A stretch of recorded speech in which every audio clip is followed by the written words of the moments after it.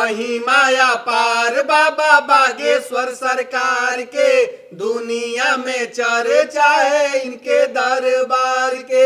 लगे दिव्य दरबार बाबा सुनते पुकार अपने भगतन के महिमाया पार बाबा बागेश्वर सरकार के। बाबा बागेश्वर वाले के दर से लौटे न कोई खाली हाथ हो। जय बोलो सन्यासी बाबा की, दुख से छूटेगा साथ हो। श्रद्धा से जो वहाँ अर्जी लगाए, बाबा खुद ही पर्ची बनाए, देते सभी को आशीर्वाद हो।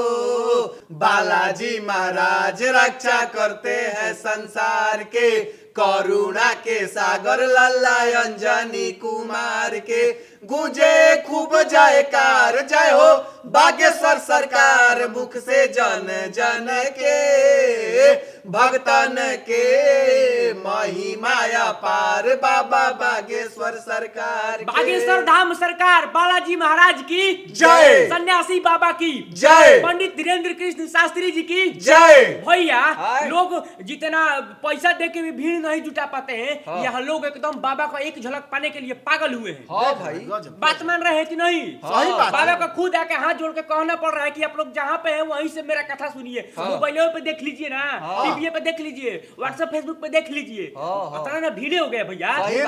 अरे भाई आज के मॉडर्न युग में इतना भाग दौड़ के दुनिया में लोगों को धर्म के प्रति जागरूक करना बहुत कठिन काम है। सही बात है। फिर भी धीरेन्द्र कृष्ण शास्त्री जी धर्म का झंडा लेके निकल चुके हैं और ये जौन सैलाब बता रहा है कि वो काफी हद तक सफल है और बहुत नजदीक है सफलता देखो देखो, कामयाब हो गए। कहावत है भाई कि कर्म प्रधान विश्व रचि राखा, जो जस करही तो तस फल चाखा। मतलब समझ रहे हो? देखो तुम्हारा कर्म अगर महान रहेगा ना बाबू, तो तुम बहुत महान बन सकते हो। माने तुम इंसान से भगवान भी बन सकते हो। बिल्कुल। ये सुने थे ना खाली बाबा, देखो इसका प्रमाण है। देख रहे उनका कर्म महान है, तो आज देख रहे हो कितना लोगों का आस्था बन गया। और ये उम्र मायने नहीं रखता है ना, बिल्कुल ना। उम्र से क्या मतलब? 25 के हो चाहे 30 के हो चाहे 50 के हो, कोई मायने नहीं रखता। कर्म मायने रखता है कि आप कर क्या रहे हैं। और इतना अच्छा काम देश के मतलब युवाओं को, महिलाओं को, पुरुषों को, सबको जगाना अपने धर्म के प्रति। बिल्कुल बहुत अच्छा काम। अरे भाई हम तो अपना जीवन में कभी जितना हमारी उम्र हुआ है, ये उम्र में आज तक हम इतना भीड़ किसी के लिए नहीं देखे। तुम देखा था? हम तुमसे छोटे बड़े थोड़ी। बहुत लोग पैसा भी देते हैं 500 भोजन भी कराते हैं कि एकदम भीड़ जुटे, लेकिन फिर भी ना यहाँ तो बाबा के देखने के लिए लोग खुद पैसा खर्चा कर रहे हैं। बात जानते हो क्या है? बात श्रद्धा का है।